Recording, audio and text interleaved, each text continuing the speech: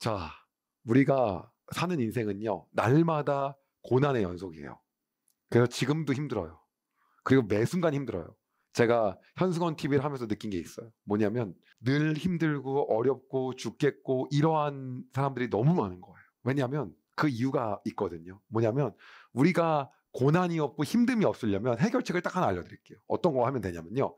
침대에 누워서 아무것도 안 하면 됩니다.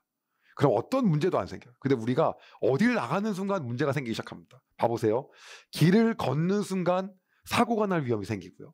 넘어질 위험이 생기고요. 뭘 먹는 순간 배가 아파질 위험이 생기고요. 갑자기 비를 맞을 가능성도 있고요. 뛰어가다가 사고 날 가능성. 저 어렸을 때 어땠냐면 제가 비가 왔어요. 그런데 빨리 집에 들어가고 싶은 거예요. 할머니 댁이었는데. 그래갖고 엄청 달렸어요.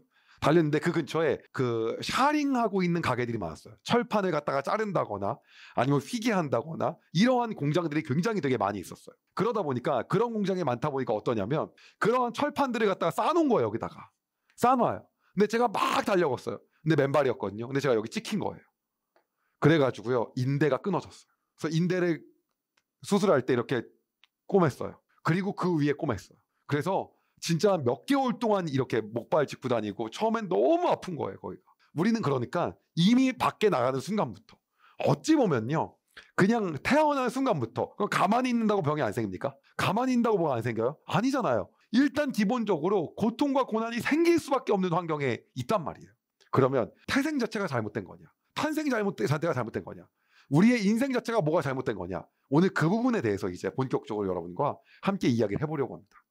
자, 우리가 고난이라는 게 옵니다. 인생의 고통이라는 게 옵니다. 자, 그렇다고 한다면 세상 사람들은 여러 가지 얘기를 합니다. 운이 나쁘다. 그리고 내가 무언가가 잘 안 따랐다. 그런데 우리는요 크리스찬이기 때문에 이 고통을 어떻게 하냐면요 바라보는 관점이 달라요. 가장 중요한 건 뭐냐면 이거를 어떠한 관점으로 바라보냐가 핵심적인 거예요. 핵심은 나를 죽이려고 이런 고통이 생겼나 보다 인지, 나는 왜 이따위인지, 그러니까 이번 세상은 망했단지 어떠한 관점으로 보냐는 거죠. 근데 크리스찬은요 이 고통을요 어떤 관점? 하나님의 관점으로 보는 겁니다. 그럼 하나님의 관점으로 본다고 한다면 고통이라고 하는 건 도대체 뭐냐는 거죠. 그리고 고통은 그렇다고 한다면 어떻게 보기 시작해야 하는 거예요. 그랬을 때 첫 번째는요 성경적으로 바라보면 우리가 고통을 겪게 되는 이유가 있다는 겁니다. 그건 어떤 거냐면 하나님이 우리를 연단하고 더 강하게 하기 위함이라고 성경은 나와요. 그래서 너희를 내가 연단하고 너희를 더 강하게 한다는 거죠. 그래서 욥은요 잘못한 게 없었거든요. 잘못한 게 없는데 막 고난이 있어요. 욥이 하나님께 기도합니다. 욥의 기도를 들어보겠습니다. 욥기 23장 10절이에요. 그러나 내가 가는 길을 그가 아시나니 그가 나를 단련시킨 후에는 내가 순금같이 되어 나오리라. 쉬운 성경 읽겠습니다. 그러나 그분은 내가 가는 길을 아시지. 그분이 나를 시험하신 후에는 내가 정금같이 되겠지. 우리가 금을요 잘 어떻게 해요? 하고 나면 나중에 불순물이 다 없어지잖아요. 그래서 99.9, 99.99%가 나오는 거잖아요. 그걸 얘기하는 건 그게 순금 정금이거든요. 하나님이 나를 연단하셔갖고 나를 어떻게 순금같이, 나를 정금같이 만드시기 위한 것이 목적이다 라고 바라보는 것이 바로 어떤 거냐면 하나님의 관점으로 고통과 고난을 보는 거예요. 왜냐? 욥은 잘못한 게 없었어요. 죄가 없는데 고통을 받았단 말이에요. 그럼 이유가 뭐냐는 거죠. 하나님의 넓으신 뜻과 높으신 계획이 있다는 거예요. 그 계획과 그 뜻을 우리가 안다 모른다? 모른다는 거죠. 그렇기 때문에 우리가 바로 이때 생각하는 것이 연단을 통한 우리가 정금과 같이 나오는 거예요. 우리가 자녀를 갖다 공부를 시킬 때 보면요. 왜 시킨지 몰라요. 왜? 우리 자녀들의 특징이 뭐냐면 영양제를 먹기 싫어해요. 그럼 왜 먹기 싫으냐는 거죠. 이해가 안 가잖아요. 먹어야 되는데요. 근데 중요한 것이 우리 하나님은 우리에게 어떤 걸 주시는 분이다? 정금과 같이. 네, 우리에게 궁극적으로 어떻게 하시는 분이다? 좋은 것 주시는 분이다. 그거예요. 자, 고통과 고난을 겪는 하나님의 관점으로 바라보는 그 관점, 이겨내는 방법. 지금부터 또 두 번째를 얘기할게요. 우리가 고난과 고통을요 하나님의 관점으로 보기 시작하는 순간부터 어떻게 할 수 있는지 아십니까? 이것을요 우리가 극복할 수 있어요. 그때부터 뭐 하는 겁니까? 극복하는 거예요. 이겨낼 수 있단 말이에요. 그러면 그렇다고 한다면 하나님의 관점으로 보는 두 번째는 바로 어떤 겁니까? 그것은 나의 죄에 대해서 생각하는 거예요. 아, 하나님이 나의 죄에 대해서 무언가 다루실 분이 있구나. 지금 내가 가는 길에 대해서 원하지 않으시구나. 다시 말하면 이건 뭐 어떤 거냐면 방향성 전환을 얘기하는 겁니다.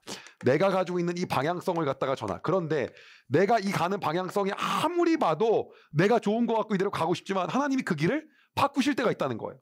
방향성을 뭐 하고 싶을 때? 바꾸고 싶을 때. 그런 장면들이 성경에 보면 계속해서 나오고 있어요. 그런데 우리는 어떻습니까? 이 방향성을요, 우리가 원하는 대로 가고 싶죠.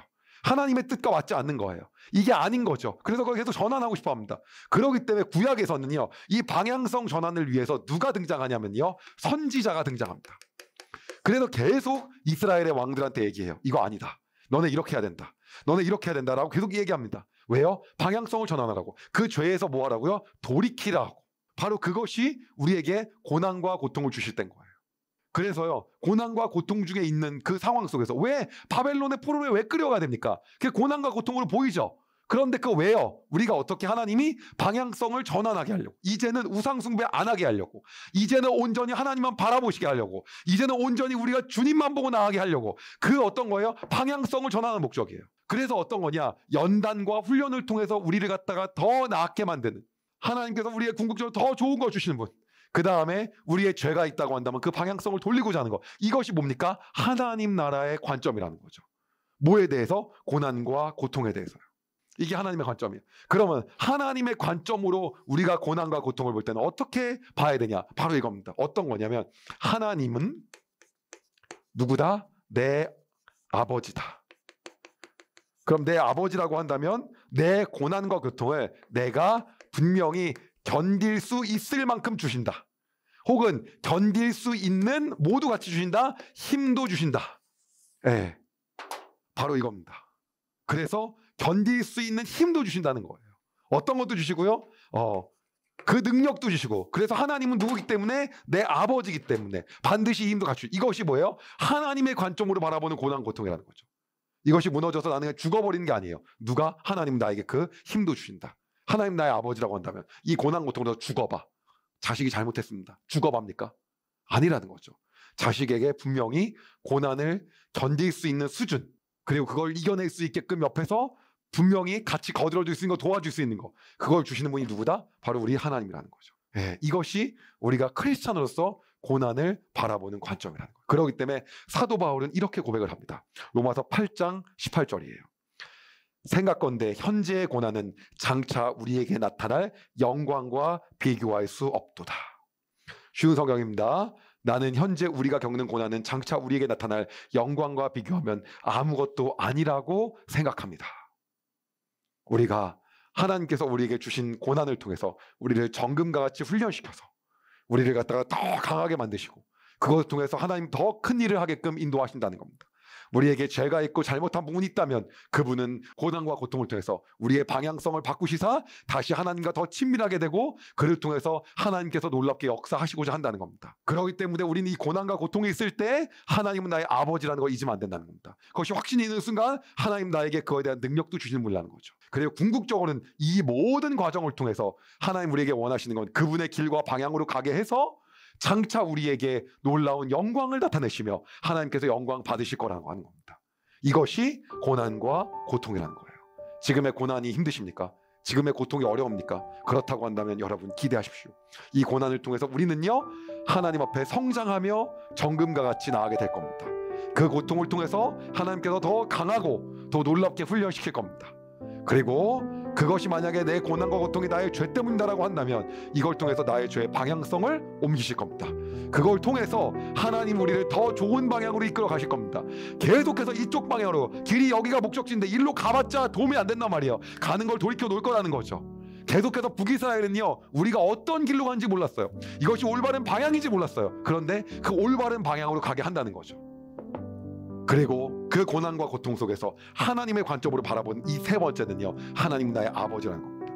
아버지시기 때문에 나에게 견딜 수 힘도 같이 주십니다. 다른 말로 하면 내가 견딜 수 있는 만큼만 내 고난을 허락하신다는 거죠. 그렇게 하나님은 오늘도 우리에게 고난과 고통을 통해서 우리를 더 놀라운 길로 역사하신다는 겁니다. 욥은요, 내가 아무것도 잘못했는데 자식들이 죽어요. 네, 자식이 죽는 게 말이 되냐는 거죠. 애통하죠. 원통하죠. 왜? 가축이 다 죽어요. 재산이 다 뺏겨요. 한순간 아무것도 없게 됩니다. 이해할 수 없어요. 그런데 중요한 건 뭐냐면 우리는 하나님을 알 수가 없어요. 하나님이 계획하신 뜻을 우리는 알 수가 없어요. 하나님이 너무 위대하신 분이어서. 그래서 욥에게 얘기해요. 너가 혹시 오리온 자리를 아느냐? 너가 물병 자리를 아느냐? 너는 내가 바다의 수심을 만들 때 뭘 했냐? 그 안에 뭐가 있는지 아느냐? 하나도 몰라요. 외계어로 말하는 것 같단 말이에요. 그리고 욥이 수순투 말더라고요. 하나님, 저는 아무것도 아닙니다. 하나님이 운영하시는 이 놀라운 이 지구상에, 이 전 우주상에, 이 만물상에서 흐르는 하나님의 원리를 하나도 모릅니다. 그리고 그거를 갖다가 거기에 도달할 수도 없습니다. 그러기에 모든 걸 다 두 손 두 발 듣고 이제는 하나님께 맡깁니다. 이것이 욥의 고백이었다는 거죠. 여러분, 우리가 얼마나 합니까? 현대의학으로 치료할 수 있는 병이 얼마나 됩니까? 못 고치는 병이 더 많아요. 우주요? 과학이요? 모르는 게 더 많다는 거죠. 여러분, 우리가 아는 지식은요, 예수님이 죽으시고 부활하시고 승천하시고 2000년이 지났는데도요, 아직도 요만큼이라는 거예요. 이걸 가지고 우리는 어떻게 합니까? 우리의 얇은 생각으로 하나님을 재단합니다. 하나님 이럴 거다. 그러나 하나님 우리보다 훨씬 더 놀라운 분이라는 거예요. 그렇기 때문에 우리가 받을, 사도 바울도 잘 모르죠. 그러니까 어떻게 해요? 예수님 곧 오실 줄 알았어요. 당장 오시는 거 아니야? 우리가 어떻게 하나님을 알겠냐는 거죠. 그러기에 우리는 이때 하나님의 관점으로 바라보는 게 있다는 거죠.